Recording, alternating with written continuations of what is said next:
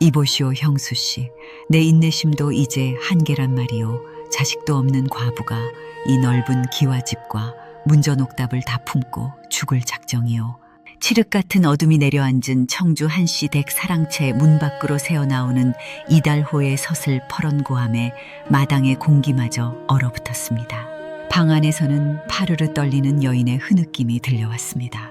남편을 잃고 홀로 가문을 지키던 한씨 부인은 흰 소복 차림으로 꼿꼿이 앉아 있었으나 그녀의 눈동자는 공포로 심하게 흔들리고 있었습니다. 서방님, 어찌 이리 무도하십니까? 이 집은 제 남편이 대대로 내려온 가업을 잇기 위해 피땀 흘려 지켜온 곳입니다. 양반가에서 형수가 홀로 되었다고 시동생이 가산을 뺏으려 들다니 조상님들이 무덤에서 통곡하실 일입니다.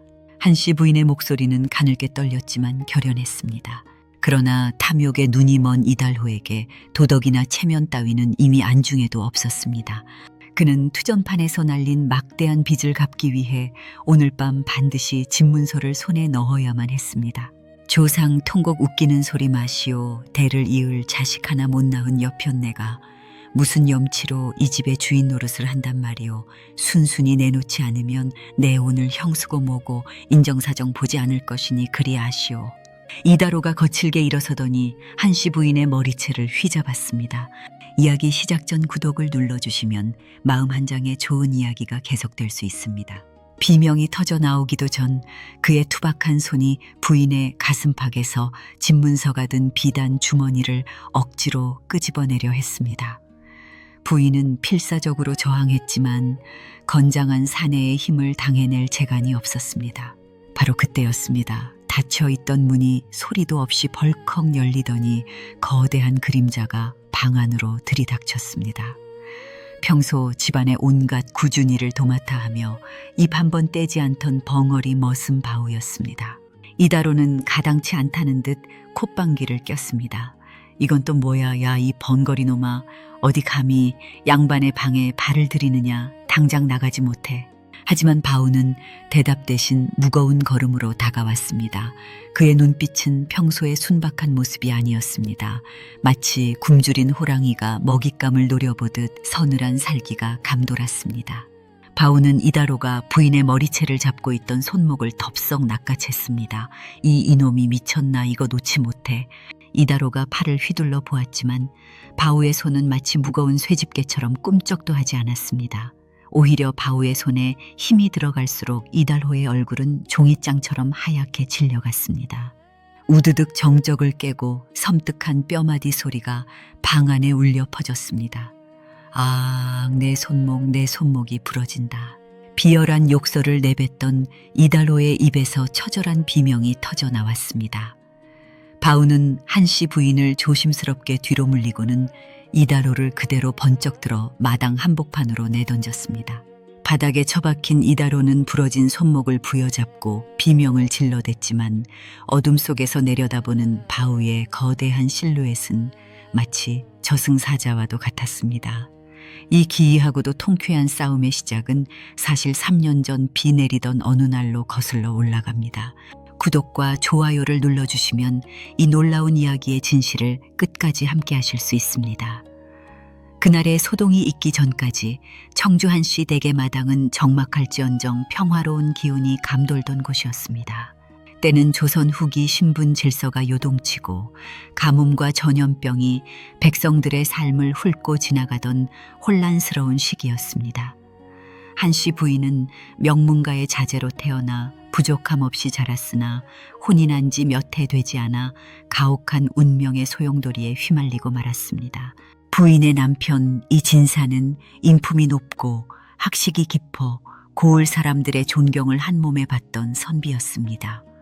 하지만 하늘도 무심하시지 괴질이 온 마을을 덮쳤을 때 그는 병든 노모를 지극정성으로 간호하다 정작 본인은 기력을 다해 숨을 거두고 말았습니다.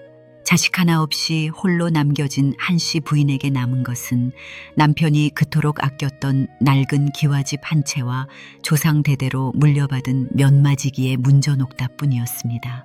내 비록 몸은 여인이나 서방님이 지켜온 이 가문의 명예와 터전은 목숨을 걸고 지켜내리라. 부인은 매일 새벽 찬물로 세수를 하며 마음을 다잡았습니다. 하지만 세상은 홀로 된 여인에게 그리 녹록지 않았습니다. 대문 밖에서는 재산을 탐내는 이웃들의 수군거림이 들려왔고 안으로는 집안 살림을 돌봐줄 일손이 턱없이 부족했습니다. 그때 부인의 앞에 나타난 이가 바로 바우였습니다. 3년 전 유난히도 장대비가 쏟아지던 여름날이었습니다. 부인은 남편의 묘소를 살피고 돌아오던 길에 마을 어귀 고갯마루에서 쓰러져 있는 한 사내를 발견했습니다. 사내는 넝마가 된 옷을 걸치고 피골이 상접한 채 사경을 헤매고 있었습니다. 마을 사람들은 부정탄다며 외면했지만 한씨 부인은 차마 발걸음이 떨어지지 않았습니다. 사람의 목숨이 경각에 달렸는데 어찌 외면하겠느냐. 어서 이분을 집으로 옮기거라. 부인은 없는 살림에도 약재를 구하고 미음을 쑤어 사내를 지극정성으로 돌봤습니다. 며칠이 지나 간신히 눈을 뜬 사내는 입을 열지 못했습니다. 혀가 잘린 것인지 아니면 마음의 문을 닫은 것인지 알 수 없었으나 그는 말 한마디 내뱉지 못하는 벙어리였습니다. 부인은 그에게 바위처럼 묵묵히 살라는 뜻으로 바우라는 이름을 지어주었습니다. 그날 이후 바우는 한씨 댁의 머슴을 자처했습니다. 그는 비가 오나 눈이 오나 새벽같이 일어나 마당을 쓸고 산에 올라 땔감을 해왔으며 굳게 닫힌 부엌 아궁이에 불을 지폈습니다. 말이 없으니 불평도 없었고 힘이 장사라 남들 사흘 걸릴 일을 반나절 만에 해치웠습니다. 무엇보다 바우의 눈빛은 여느 머슴들과 달랐습니다. 주인을 바라보는 그의 눈에는 깊은 감사의 마음과 함께 무언가 결연한 의지가 서려 있었습니다. 한씨 부인 역시 바우를 여느 종처럼 함부로 대하지 않았습니다. 밥상에는 항상 따뜻한 국을 챙겨주었고 겨울이면 솜을 듬뿍 넣은 누비옷을 직접 지어 입혔습니다. 신부는 주인과 머슴의 관계였으나 두 사람 사이에는 말로 다할 수 없는 깊은 신의가 쌓여갔습니다. 부인은 바우가 곁에 있다는 것만으로도 큰 위안을 얻었습니다. 밤마다 호리병에 등불을 밝히고 바느질을 할 때면 문밖 마당에서 묵묵히 도끼질을 하는 바우의 실루엣이 창호지에 비쳤습니다. 그 소리는 마치 한씨 부인의 불안한 마음을 다독여주는 자장가와도 같았습니다. 하지만 평화는 그리 오래가지 않았습니다. 산 넘어 사는 시동생 이다로가 형님의 3년상이 끝나기만을 기다렸다는 듯 야욕의 발톱을 드러내기 시작했기 때문입니다. 그는 본래 주색잡기에 빠져 가산을 탕진한 파렴치한 인간이었습니다. 형수가 가진 마지막 재산인 기와집과 옥답을 가로채기 위해 그는 서서히 독이 든 술수를 준비하고 있었습니다. 이달호의 발걸음이 한씨 댁대문을 넘나들기 시작하면서 고요하던 집안에는 불길한 먹구름이 들이오기 시작했습니다.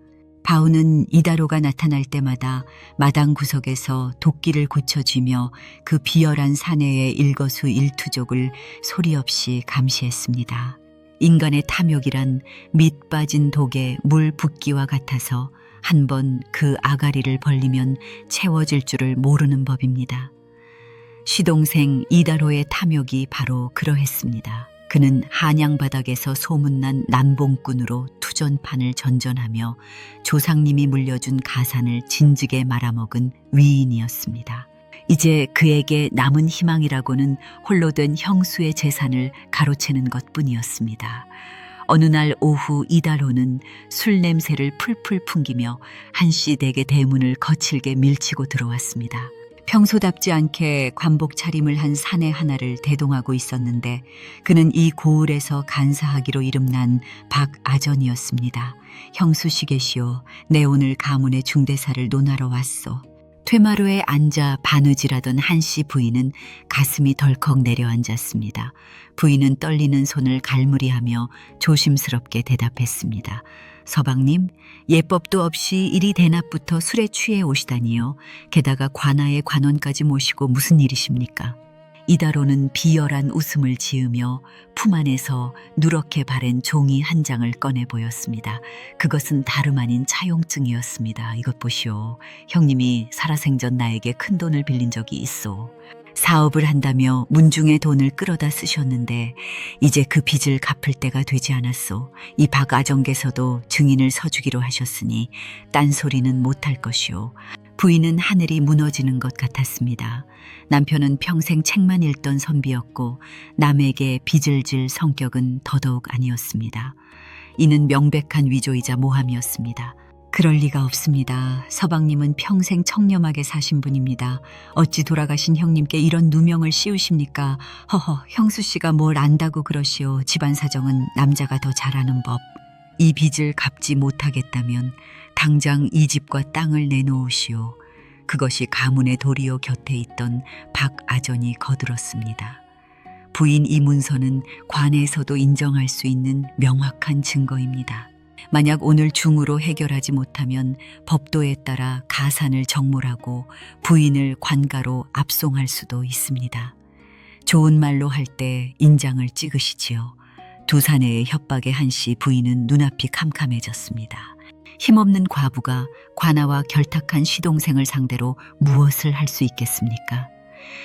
눈물이 부인의 고운 뺨을 타고 흘러내렸습니다. 이 광경을 마당 구석에서 지켜보던 바우의 주먹이 부르르 떨렸습니다.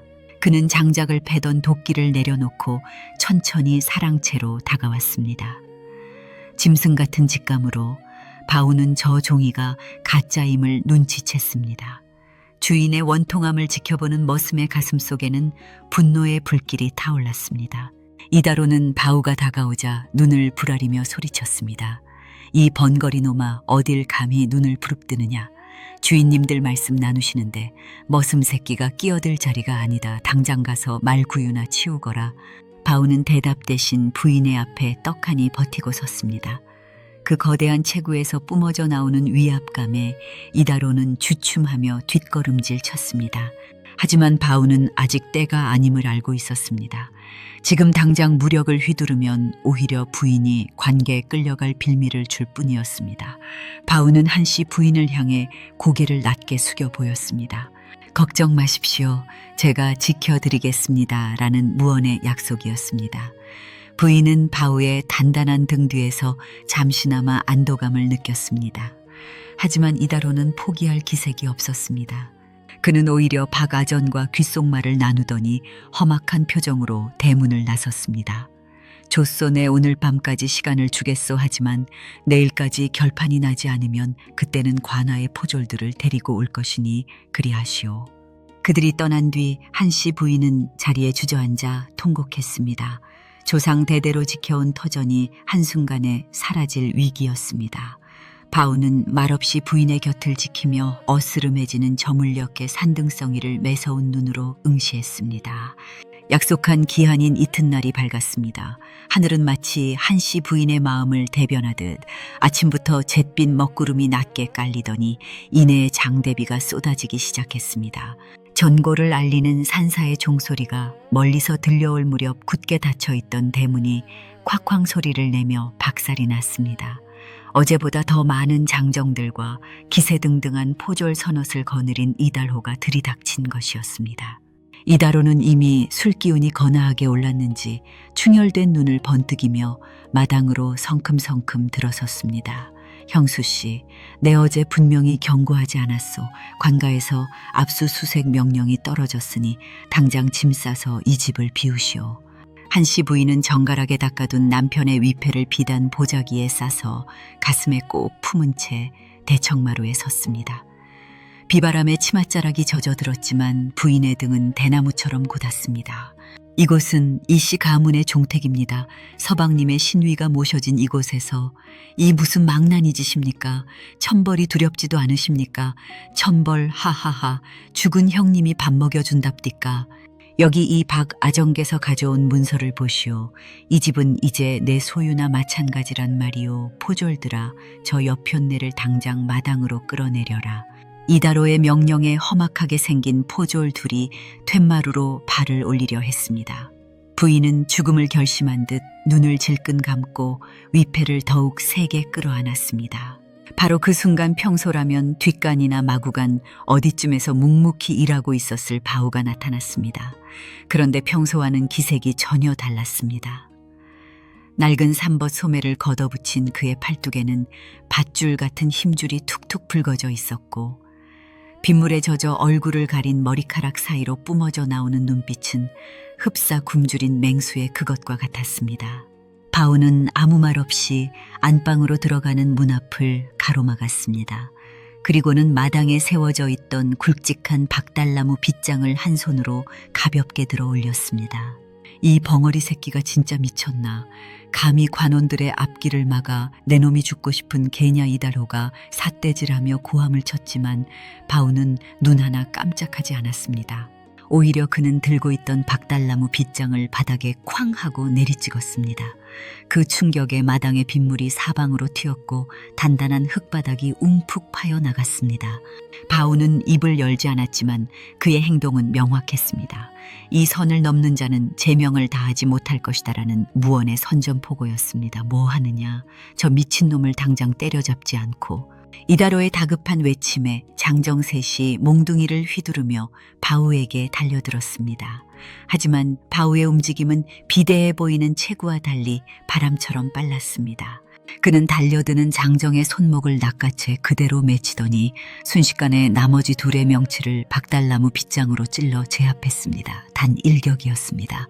비명지를 틈도 없이 장정들은 빗물 고인 마당바닥에 나뒹굴었습니다. 이를 지켜보던 한씨 부인은 경악을 금치 못했습니다. 3년 동안 곁에 두었던 머슴이 이토록 가공할 무예를 지니고 있었다니 도저히 믿기지 않는 광경이었습니다. 바우는 쓰러진 자들을 뒤로하고 천천히 이달호에게 다가갔습니다. 빗물에 씻겨 내려가는 바우의 얼굴에는 평소의 어수룩함 대신 서늘하고도 고고한 무사의 기계가 서려 있었습니다. 그는 이제 단순히 밥을 빌어먹는 머슴이 아니었습니다. 이달호는 겁에 질려 뒷걸음질치다 빗물에 미끄러져 엉덩방아를 찧었습니다. 너 정체가 뭐냐, 일개 머슴놈이 어찌 이런 무공을. 바우는 대답 대신 무겁게 입술을 굳게 다문 채 이달호를 내려다 보았습니다. 빗속에 나뒹굴던 이달호와 박아전 일행이 비명을 지르며 대문 밖으로 도망치듯 빠져나갔습니다. 폭풍 같은 소동이 잠시 잦아든 사랑채 한씨 부인은 손에 든 남편의 위패를 조심스레 내려놓으며 여전히 마당 한복판에 석상처럼 서 있는 바우를 바라보았습니다. 빗물에 젖은 바우의 어깨에서는 뜨거운 김이 모락모락 피어올랐고 그를 감싸고 있던 예의, 그 어수룩한 기운은 이미 자취를 감춘 뒤였습니다. 바우야, 어찌 된 일이냐. 네가 이토록 뛰어난 무예를 가졌으면서 왜 그동안 신분을 숨기고 우리 집 머슴살이를 해온 것이냐. 부인의 물음에도 바우는 입을 열지 않았습니다. 아니, 열 수 없었겠지요. 그는 그저 부인을 향해 깊숙이 고개를 숙여 예를 표할 뿐이었습니다. 하지만 부인은 직감할 수 있었습니다. 저 듬직한 등 뒤에는 필시 말 못할 사연과 억울한 한이 서려 있음을 말입니다.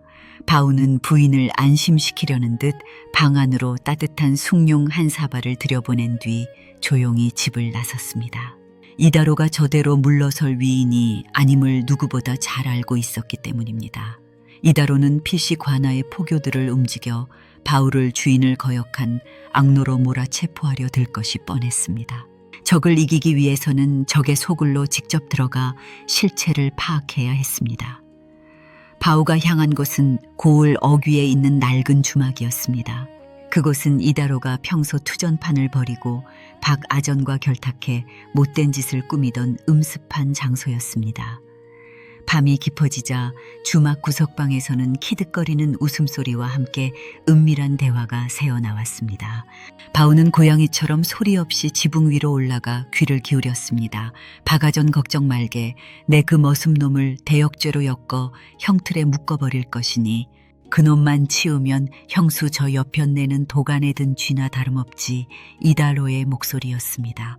뒤이어 박아전의 간사한 목소리가 들려왔습니다. 아묘 나으리 이미 사또께는 그놈이 반역의 뜻을 품은 자라고 보고를 올려두었습니다. 게다가 형님이 생전에 남겼다는 가짜 채무증서에 사또의 직인까지 몰래 찍어두었으니 이제 법적으로도 저 집은 나으리의 것입니다. 바우의 눈이 어둠 속에서 번뜩였습니다. 단순히 집을 뺏으려는 것을 넘어 이미 관아의 수령까지 매수하여 거대한 그물을 짜놓은 것이었습니다. 그나저나 형님을 보낼 때 썼던 그 약초 참으로 용하더군 흔적도 없이 시름시름 앓다가게 만들었으니 말이네 형수도 곧 그 뒤를 따르게 해줘야지. 그래야 뒷말이 없을 것 아닌가. 바우의 주먹이 기와장을 부술 듯 꽉 쥐어졌습니다. 한씨 부인의 남편 이진사는 병사한 것이 아니었습니다. 동생인 이다로가 재산을 노리고 독살한 것이었습니다. 인면수심의 극치가 바로 이곳에 있었습니다. 바우는 당장이라도 지붕을 뚫고 내려가 저들의 목을 비틀어버리고 싶었지만 애써 화를 참아냈습니다. 지금 저들을 죽이는 것은 복수가 아니라 그저 살인일 뿐이었습니다. 부인의 누명을 벗기고 죽은 이 진사의 원한을 갚기 위해서는 확실한 물증과 더 큰 힘이 필요했습니다. 바우는 어둠을 틈타 주막을 빠져나와 산속 깊은 곳에 있는 작은 암자로 향했습니다. 그곳에는 바우가 머슴살이를 시작하기 전부터 인연을 맺어온 노승이 한 분 계셨습니다. 바우는 품 안에서 낡은 서찰 한 장을 꺼내 노승에게 건넸습니다. 그것은 바우가 예전에 구해준 적이 있던 어느 고위 관료가 준 신표였습니다. 스님 때가 되었습니다. 이 서찰을 한양의 어사대에 전달해 주십시오. 저들의 죄상을 낱낱이 밝히고 억울하게 죽어간 이들의 한을 풀어야겠습니다. 말을 할 수 없는 바우였지만 그의 눈빛은 그 어떤 웅변보다 강렬하게 노승에게 뜻을 전달했습니다.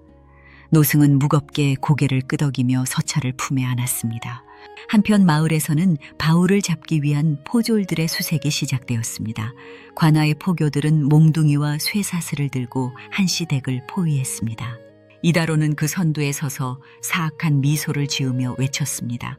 형수씨, 그 흉악한 머슴놈은 어디 숨겼소? 어서 내놓지 않으면 부인도 공범으로 다스릴 것이오. 비바람이 몰아치는 밤 한씨 부인은 홀로 대청마루에 앉아 바우가 돌아오기만을 기다렸습니다. 세상 모두가 그녀를 사지로 몰아넣으려 할 때 유일하게 그녀를 지켜주었던 그 묵직한 등을 믿으며 부인은 조용히 기도를 올렸습니다. 밤이 깊어 대지는 죽은 듯 고요했으나 이다로의 별채 많은 탐욕의 불빛이 가시지 않았습니다. 비바람이 잦아든 창밖에는 으스름한 달빛이 구름 사이로 얼굴을 내밀고 있었고 그 차가운 달빛을 등진 채 검은 그림자 하나가 이다로의 방으로 스며들었습니다. 바우였습니다. 이다로는 투전판에서 챙겨온 장부를 뒤적이며 연신 낄낄거리고 있었습니다. 머지않아 형수의 기와집과 땅이 자신의 손에 들어올 것이라는 망상에 취해 그는 곁에 둔 술잔을 영업후 비워냈습니다. 바로 그때 닫혀있던 문이 소리도 없이 열리며 서늘한 바람이 방 안을 훑었습니다. 누구냐? 박아전인가? 이다로가 고개를 돌린 순간 그는 비명을 지를 뻔했습니다. 낮에 보았던 그 머슴 바우가 귀신처럼 방 한가운데 서 있었기 때문입니다. 이다로는 급히 머리맡에 둔 보검을 잡으려 했지만 바우의 발이 더 빨랐습니다. 바우는 이다로의 손등을 짓누르며 칼을 멀리 걷어찼습니다. 이 이놈 여기가 어디라고 감히 포졸들이 곧 들이닥칠 것이다. 이다로가 겁에 질려 소리쳤지만 바우의 표정에는 미동도 없었습니다. 그런데 그때 3년 동안 단 한 번도 열리지 않았던 바우의 입술이 천천히 움직였습니다. 그리고 그 입에서 나온 목소리는 짐승의 울음소리가 아닌 천둥처럼 웅장하고 서늘한 사내의 목소리였습니다. 포졸들을 기다리는 모양이나 그들은 이미 주막 뒷방에서 내가 대접한 잠에 취해 있을 것이다. 이다로는 자신의 귀를 의심했습니다. 번거리인 줄만 알았던 머슴이 이토록 형형한 눈빛으로 말을 내뱉다니 이는 귀신이 곡할 노릇이었습니다. 너 말을 할 줄 알았더냐? 대체 정체가 무엇이냐? 바우는 대답 대신 이다로의 옷장 깊숙한 곳을 발길질로 부시했습니다. 그 안에서는 작은 나무 상자 하나가 툭 튀어나왔습니다. 상자 안에는 보랏빛 가루가 묻은 종이봉투와 박아전과 주고받은 밀서들이 가득했습니다. 이달호의 얼굴이 순식간에 흑빛으로 변했습니다. 이것이 형님을 서서히 죽음으로 몰아넣었던 그 약초더냐. 가문의 재산을 탐해 혈육의 목숨을 끊다니 인간의 탈을 쓰고 어찌 이런 짓을 저질렀단 말이냐. 바우의 목소리에는 깊은 분노와 슬픔이 서려 있었습니다. 사실 바우는 일개 유랑객이 아니었습니다. 그는 몇 년 전 조정의 권력 다툼 속에서 억울한 영모 누명을 쓰고 멸문지화당한 무관 가문의 자손이었습니다. 구사일생으로 살아남아 신분을 숨기기 위해 스스로 혀를 깨물고 번거리 행세를 하며 떠돌던 중 한씨 부인의 자애로운 손길에 목숨을 구했던 것입니다. 그는 은혜를 갚기 위해 죽은 듯 살았으나 이 집안의 추악한 진실을 목도한 이상 더는 침묵할 수 없었습니다. 바우는 이달호의 멱살을 움켜쥐고 벽으로 밀어붙였습니다. 내 놈이 죽인 것은 형님뿐만이 아니다. 이 집안의 명예와 사람의 도리까지 모두 죽였다. 이제 네가 저지른 그 추악한 진실의 대가를 치를 시간이 왔다. 이달호는 바우의 압도적인 기상에 눌려 오줌을 지리며 살려달라 애걸복걸했습니다. 하지만 바우의 눈은 이미 추상 같은 법도를 세우고 있었습니다. 바우는 상자 안에서 이달호가 형님을 독살했다는 명백한 증거와 박아전과 결탁하여 재산을 빼돌리려 한 장부들을 챙겼습니다. 이것만 있으면 한씨 부인의 누명을 벗기는 것은 물론 이달호를 형장으로 보낼 수 있었습니다. 하지만 바우의 마음 한구석에는 무거운 돌덩이가 얹힌 듯 했습니다. 이 진실이 밝혀지는 순간 한씨 부인이 겪을 배신감과 슬픔이 얼마나 클지 짐작조차 할 수 없었기 때문입니다. 하지만 썩은 살은 도려내야 새살이 돋는 법. 바우는 품 안에 증거물들을 갈무리하고 다시 어둠 속으로 몸을 날렸습니다. 이제 남은 것은 관아의 문을 열고 진실을 포효하는 일뿐이었습니다. 신분을 숨긴 무사와 탐욕의 눈먼 시동생, 그리고 그 사이에서 가문을 지키려 했던 여인, 이들의 얽히고 설킨 운명이 비로소 마지막 결전을 향해 치닫고 있었습니다. 이튿날 아침 고을 관아 앞마당은 살기등등한 기운으로 가득 찼습니다. 사또는 정저하여 엄한 표정으로 아래를 내려다보고 있었고 그 앞에는 무릎을 꿇은 한씨 부인과 기세등등하게 서 있는 이달호 그리고 박아전이 있었습니다. 청주 한씨는 듣거라 시동생 이달호가 제출한 채무 증서와 증언을 검토한 바 내 남편이 남긴 빚이 막대하여 가산을 정몰하고 집을 비워주라는 판결을 내린다. 또한 어제 관원을 폭행한 머슴놈을 은닉한 죄 또한 가볍지 않으니 그를 당장 잡아오너라. 사또의 추상 같은 명령에 이달호는 입가에 비열한 미소를 지었습니다. 그는 승리를 확신하며 한씨 부인을 조롱하듯 쳐다보았습니다. 부인은 눈을 감고 조용히 눈물을 흘릴 뿐이었습니다. 바로 그때였습니다. 그 판결 거두어 주십시오. 천둥 같은 외침이 관아의 담장을 넘어 마당을 울렸습니다. 사람들의 시선이 일제히 대문 쪽으로 향했습니다. 그곳에는 더 이상 남루한 머슴의 옷차림이 아닌 정갈한 도포를 입고 당당하게 걸어오는 바우가 서 있었습니다. 그의 손에는 보자기에 쌓인 무언가가 들려 있었습니다. 이놈 내가 죽으려고 제 발로 걸어왔느냐 여봐라. 저 무도한 머슴놈을 당장 틀에 묶어라. 이달호가 고함을 쳤지만 바우는 흔들림 없이 사또의 앞으로 나아가 보자기를 풀었습니다. 그 안에서 나온 것은 어젯밤 이달호의 방에서 찾아낸 보랏빛 약초 가루와 박아전과 주고받은 밀서들이었습니다. 사또 여기 이 자가 자신의 형님을 독살하고 재산을 가로채려 한 증거가 있습니다. 이 약초는 조금씩 복용하면 병사한 것처럼 보이게 하는 극독이며 여기 이 서신들에는 박아전과 결탁하여 채무 증서를 위조한 내역이 상세히 기록되어 있습니다. 관아 마당이 순식간에 술렁이기 시작했습니다. 바우의 목소리는 낮고 묵직했으나 그 안에는 거부할 수 없는 위엄이 서려 있었습니다. 사또는 당황하여 서류들을 살펴보았고 박아전은 사색이 되어 뒷걸음질 쳤습니다. 너너 일개 머슴놈이 어디서 이런 가짜 증거를 만들어 왔느냐. 사또 저놈은 번거리 행세를 하며 신분을 숨긴 흉악한 자입니다. 당장 목을 치십시오. 이달호가 발악하며 소리쳤지만 바우는 비로소 자신의 품 안에서 숨겨두었던 마지막 패를 꺼냈습니다. 그것은 다름 아닌 암행어사의 신표 마패였습니다. 내가 누구인지는 중요치 않으나 이 신표의 권위는 사또께서도 잘 아실 것입니다. 나는 한양의 어사대와 연락하여 이 고을의 부정부패를 조사해 왔습니다. 이다로는 혈육을 죽인 대죄를 저질렀고 박아전은 관의 인장을 도용하여 백성의 가산을 찬탈하려 했습니다. 사실 바우는 멸문당한 가문의 자손으로서 숨어 지냈으나 그 과정에서 나라의 정의를 세우려는 암행어사 박문수의 밀사 역할을 수행하고 있었습니다. 자신의 정체가 탄로나면 목숨이 위태로울 수도 있었지만 은혜를 베푼 한씨 부인의 눈물을 닦아주기 위해 그는 기꺼이 자신의 안전을 대가로 지불한 것이었습니다. 사또는 마패를 보자마자 혼비백산하여 의자에서 내려와 바닥에 엎드렸습니다. 여봐라, 저 대역죄인 이달호와 박아전을 당장 포박하라. 한치의 오차도 없이 문초하여 죄상을 밝혀낼 것이다. 상황은 순식간에 역전되었습니다. 방금 전까지 기세등등하던 이다로는 포졸들에게 붙잡혀 형틀에 묶였습니다. 형수씨 살려주시오. 내가 잠시 마귀에 씌었나보. 한 번만 용서해 주시오. 이다로의 처절한 비명이 마당에 울려 퍼졌지만 한씨 부인은 고개를 돌렸습니다. 혈육의 정을 배신하고 살인까지 저지른 자에게 자비란 사치였습니다. 이달호에게는 곤장백대와 함께 머나먼 절도로의 유배형이 내려졌고 박아전은 관직을 박탈당하고 옥에 갇히는 신세가 되었습니다. 바우는 무릎을 꿇고 있는 한씨 부인에게 다가가 손을 내밀었습니다. 부인은 떨리는 손으로 바우의 손을 잡고 일어섰습니다. 3년 동안 묵묵히 곁을 지켜준 머슴이 사실은 자신의 생명과 가문을 구원해준 영웅이었음을 깨닫는 순간이었습니다.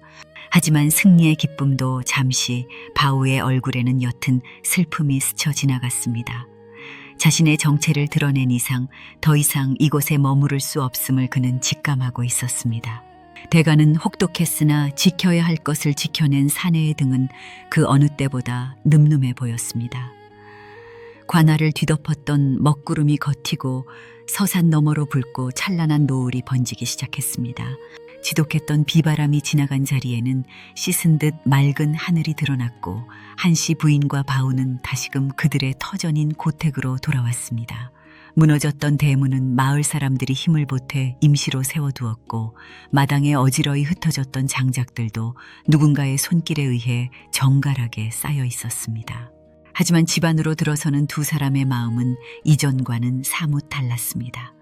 이제 더 이상 숨길 비밀도 두려워할 원수도 없었지만 그들 사이를 흐르는 공기에는 묘한 정막과 함께 깊은 회한이 서려 있었습니다. 한씨 부인은 사랑차에 대청마루에 올라 남편의 위패를 원래의 자리에 정성껏 모셨습니다. 그리고는 향을 피워 올리며 낮게 읊조렸습니다. 서방님 보십시오. 당신의 결백함이 밝혀졌고 가문의 터전도 지켜냈습니다. 이 모든 것이 저 묵직한 바우 덕분입니다. 부인은 향로에서 피어오르는 연기를 바라보다가 마당 구석에서 조용히 짐을 꾸리고 있는 바우를 발견했습니다. 바우의 손에는 3년 전 이 집에 처음 올 때 가지고 있었던 작은 보따리 하나가 들려 있었습니다. 부인은 가슴이 철렁 내려앉아 버선발로 마당으로 내려갔습니다. 바우야, 아니 이제는 바우라 불러야 할지 어사대의 날이라 불러야 할지 모르겠구나. 대체 무엇을 하는 개냐? 이 늦은 시간에 어디를 가려느냐? 바우는 짐을 싸던 손을 멈추고 천천히 몸을 돌렸습니다. 그의 얼굴에는 낮에 그 섰을 펄은 위엄은 간데 없고 다시 예의 그 순박하고 듬직한 머슴의 미소가 어려 있었습니다. 그는 품 안에서 종이와 붓을 꺼내 정성껏 글을 써서 부인에게 건넸습니다. 소인 본래 죽어야 할 목숨이었으나 부인의 자애로 3년을 더 살았습니다. 이제 제 정체가 드러났으니 이곳에 계속 머무는 것은 부인께 누가 될까 두렵습니다. 또한 저에게는 아직 바로잡아야 할 가문의 한이 남아있기에 이제 그 길을 떠나려 합니다. 부인은 종이를 받아쥐고 손을 파르르 떨었습니다. 신분을 초월하여 쌓아온 3년의 세월이 이토록 허망하게 끊어지는 것이 못내 서러웠습니다. 누가 된다니 그게 무슨 소리냐. 네가 없었으면 나는 이미 목숨을 잃었거나 길거리에 나앉았을 것이다. 내게 너는 머슴도 아니고 어사대의 관리도 아니다. 너는 이 집안을 지켜준 기둥이자 내 유일한 혈육보다 진한 이웃이 아니더냐. 부인은 바우의 소매자락을 꼭 붙잡았습니다. 당시 조선의 법도상 외간 남자가 과부의 집에 머무는 것은 구설에 오르기 쉬운 일이었으나 부인에게는 그런 체면보다 사람의 의리가 더 중했습니다. 떠나려거든 내일 떠나더라도 오늘 밤만은 이 집에서 따뜻한 밥 한 끼 제대로 대접받고 가거라. 3년 동안 네가 차려준 밥상만 받았지. 내가 너를 위해 솥을 걸어본 적이 단 한 번도 없구나. 부인의 간곡한 부탁에 바우는 차마 발걸음을 떼지 못했습니다. 그날 밤 고택의 부엌에서는 오랜만에 장작 타는 냄새와 구수한 된장국 냄새가 피어올랐습니다. 부인은 정성껏 지은 쌀밥과 나물을 차려 바우의 앞에 내놓았습니다. 두 사람은 말없이 마주 앉아 밥을 먹었습니다. 수만 가지의 대화보다 더 깊은 진심이 숟가락 오가는 소리 속에 담겨 있었습니다. 이 광경은 당시 신분사회의 엄격한 규율을 생각하면 참으로 파격적인 일이었습니다. 하지만 진정한 의리란 신분의 벽을 넘고 법도를 초월하는 법입니다. 훗날 기록에 따르면 이 고을 사람들은 이들의 관계를 두고 주인과 종의 관계가 아니라 하늘이 맺어준 의남매와 같았다고 칭송했습니다. 밤은 깊어갔고 달빛은 고요하게 마당을 비추었습니다. 바우는 그날 밤 생전 처음으로 편안한 잠자리에 누워 자신의 인생을 되돌아보았습니다. 복수와 증오로 가득 찼던 그의 심장에 한씨 부인이 베푼 온정이 스며들어 비로소 평안이 찾아온 것이었습니다. 그로부터 수년의 세월이 흘렀습니다. 청주 한씨 댁의 대문은 이제 예전처럼 삐걱거리는 소리를 내지 않았고 담장 너머로는 사철 내내 웃음꽃이 피어올랐습니다. 한때 탐욕의 불길에 휩싸여 무너질 뻔했던 가문은 이제 고을에서 가장 덕망 높은 가문으로 칭송받게 되었습니다. 바우는 그날 밤 바로 떠나지 않았습니다. 한씨 부인의 간곡한 설득과 어사대의 배려 덕분에 그는 자신의 가문을 멸문으로 몰아넣었던 간신들의 죄상을 모두 밝혀내고 마침내 복권되었습니다. 본래 무관의 자손이었던 그는 잃어버린 성씨를 되찾았고 조정에서도 그의 무예와 충심을 높이사 벼슬을 내렸습니다. 하지만 바우는 화려한 한양의 관직을 마다하고 다시 청주로 내려왔습니다. 그는 한씨 부인의 양자로 입적되어 죽은 이 진사의 대를 잇는 길을 택했습니다. 피 한 방울 섞이지 않은 머슴과 주인으로 만났으나 목숨을 걸고 서로를 지켜낸 그들의 인연은 세상 그 어떤 혈연보다 단단했습니다. 마을 어귀에는 이 특별한 사연을 기리는 비석이 세워졌습니다.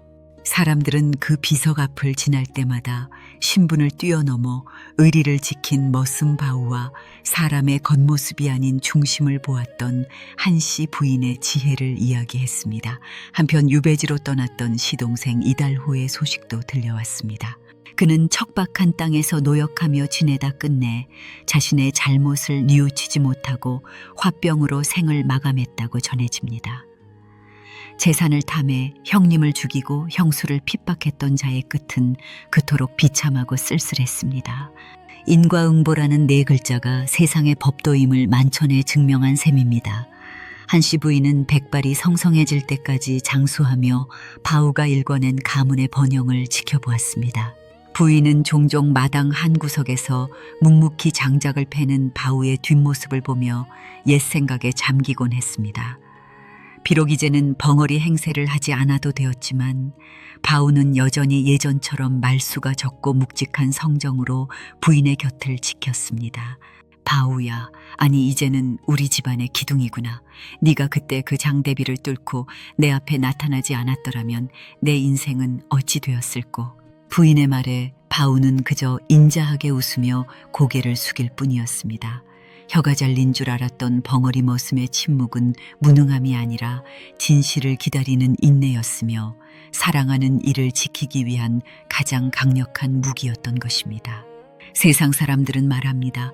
악한 마음으로 얻은 재산은 모래성처럼 쉽게 무너지지만 진실한 마음으로 쌓은 의리는 천년의 세월이 흘러도 변치 않는 법이라고 말입니다. 재산을 노리고 칼을 휘두른 시동생보다 빗자루를 들고 마당을 쓸던 머슴의 손이 훨씬 더 강하고 고귀했음을 이 이야기는 우리에게 전해주고 있습니다. 하늘은 스스로 돕는 자를 돕고 진심은 반드시 통하는 법입니다. 오늘날에도 우리 주변 어딘가에 바우처럼 묵묵히 자신의 자리를 지키며 정의를 실천하는 이들이 있기에 세상은 여전히 살만한 곳이 아닌가 싶습니다. 악인은 반드시 벌을 받고 선인은 끝내 복을 받는다는 이 평범한 진리가 오늘을 사는 우리에게도 따뜻한 위로와 경종이 되기를 바랍니다.